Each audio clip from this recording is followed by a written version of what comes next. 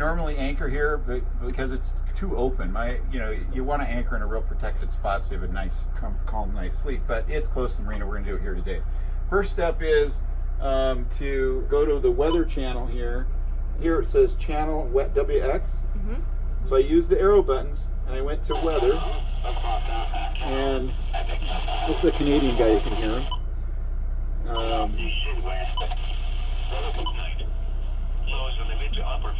Okay, so this is U.S. weather here. And essentially I'll listen to this and find out, okay, what's the weather going to do? And that's the next step, okay? So where's the wind and weather going to come from? Right now the wind is coming from the northwest. Now you see these sailboats? Can you see zoomed in over there, the kind of tattered mast? Okay, so what that is these guys were anchored right out here 2 weeks ago, and because this is not a great spot to anchor, their anchors drug and they ended up on the rocks. Isn't that interesting? Good for the video, huh? Yeah. Okay. Good and who lesson. knows if they had the right scope out, the right amount of line for the anchor. Next step is, I'm going to use the big screen. We're going to tap home here on the chart plotter, and we're going to go over to Sonar.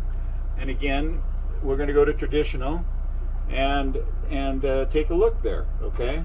So now this is the bottom. It shows that we're 13 feet deep, and right now we're at high tide. And so this can get, at low tide, go down to 12 feet. So, 13 minus 12, kind of, would you anchor here? Yeah, exactly. Not really. Not great. So this is a fish going by here. Now here you can see we're kind of drifting along, and you see I was talking about the red and the yellow. So this is actually rock. And you sort of have some clues here. If you look right behind us, there's a great big rock right there. So, that makes sense. That might be why it's kind of showing rock here. Yeah.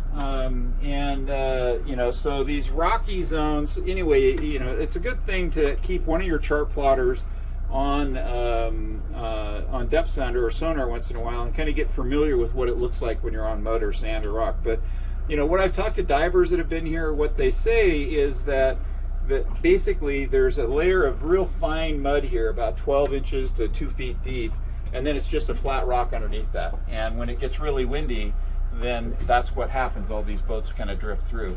The cruising guides here will also have some information on places that you can anchor. Up here in the northwest, it's a Wagner cruising guide. It's basically alphabetical, and you go to Cap Sani, and it will show you places that you might anchor. So a good cruising guide. Also, part of the situational awareness, okay, is this an okay place to anchor? Okay, so now we know which way the wind's going to come from tonight, which is important to me.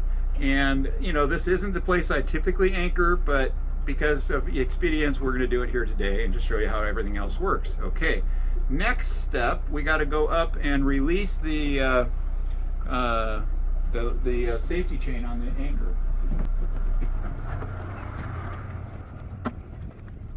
Okay, this is a little tether here. It can be a piece of rope, or it can be a line in this case, which just stays here. We've already know that our clutch is correct. These stay down for now, and basically at this point, because I usually anchor by myself, I go back into the helm station and we'll position the boat from there, and there's a control for the windlass at the helm as well. I kind of like doing it that way because then I can completely position the boat. Now the wind, if you feel it here, is basically right to the west, and so we're kind of facing the correct direction right now. I'd say so. All right, so then let's go back in, and we're 13 feet deep. So as we let this out, we'll go out with the chain. The last thing you want to do is just stay in one place, make a big pile of chain and line, and then pull it out and try to have it hook. It won't work. Right. As you demonstrated earlier. Right.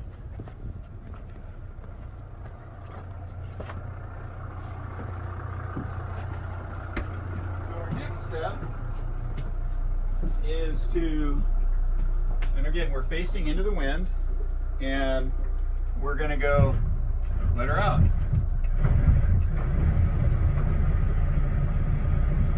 And you're watching for those tags. Yeah, and there'll be a little white paint at a certain point, but I'm going to start to back us up a touch. And I'm going to turn the thruster on here and square the boat up. More into the wind? Yeah, just so that it's really pulling in the right direction while I'm hooking it on. Okay? Oh, you want out, not in. See how I'm just slowly drifting backwards here. So 2 seconds of reverse. Now reverse, neutral. Let a little bit out. There's your green. Okay, so that's 30 feet. And it basically, I'm trying to lay a straight line out. Did you notice how, as it started to come tight there, that the roller starts to pull up? Yeah, I saw that. Okay, just a few clues. Tapping in reverse. Okay, and at the point that we get to line, now we have 60 feet of chain out in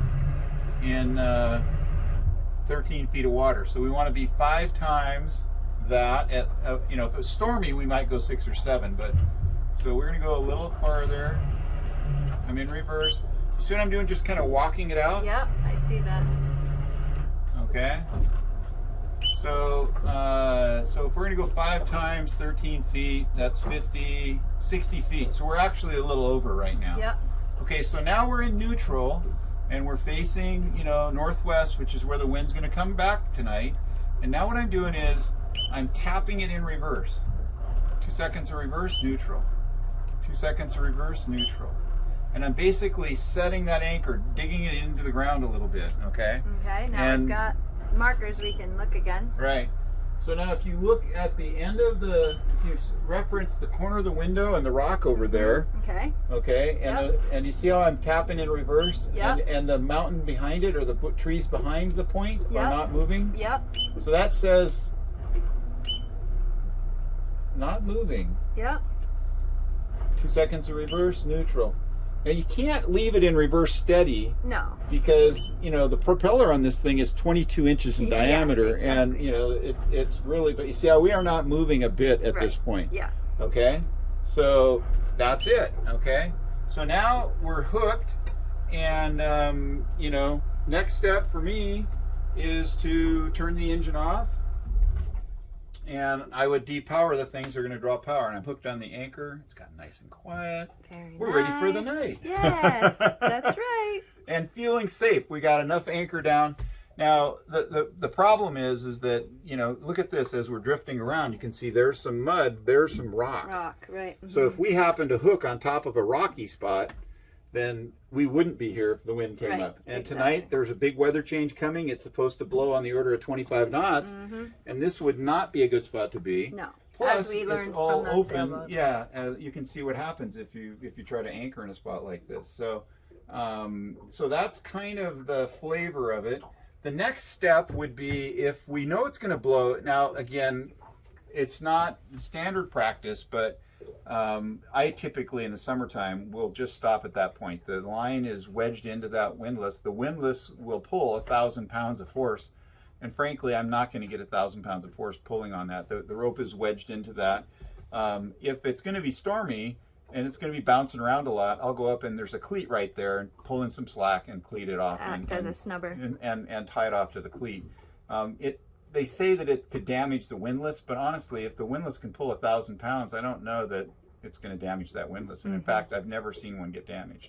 So it's good practice to cleat it, but it's really up to you. The other thing you can do with your computers here, go back to charts and nav chart, and we can zoom in here. Yeah, and you can see where you're. And you can see our track. Okay. And so and you can see us swinging around in a circle here. I've got it zoomed in a little too much, but it gives you an idea of where you're at. And initially, when I'm on the hook, I'll leave the chart plotter on and let it swing around and create a little bit of an arc, so that if I get up in the middle of the night and I turn the chart plotters back on, it'll come back on with my crumbs and show me. I don't know if this one has got this is set up for radar. I don't know if this one will do. And let's zoom in and see. Okay. Yeah, so here it doesn't have all the radar stuff. These are radar rings on this one. Correct. But you can see how it's kind of staying where we're at. And remember when we were looking at the point over here, You see that point? There's the rock there. We're there, and we should find something over here. That's a reference over there. Okay. Yep. So, and then it'll change dramatically when it gets dark. And so as the sun is setting, it's a really good idea to keep an eye on what are the lights that are going to be on all night long. And so you have an idea of some reference when you get up in the middle of the night and you wonder if the boat's been drifting around. You've got the chart plotter, but I've had at different times, you know, big wind stand. We had a case this last summer where we had 3 boats rafted together, and the wind came up, and while we were having drinks and then dinner, the wind clocked on us 3 times. Wow. And so we literally went in a circle around the anchor, and then at about 2 in the morning, the wind came up to about 35 knots with 3 boats on 1 anchor. And the Fortress anchor, because it had been wound up in a circle, any anchor, it pulled itself loose, and then we drifted the 3 boats about 80 to 120 feet, which one of the gals noticed, and it rehooked real solid. But at that point, with a 35 knot wind, we decided we didn't know if it was going to go to 60. So I unbroke loose and went off and anchored on my own. Chart plotter was really good. And before I'd gone to bed that night, I had a kind of a situational awareness and where I was going to go, where I would re-anchor if I did need to re-anchor. So before you go to bed, you kind of think about, whoa. Be prepared. Be prepared. Think about it.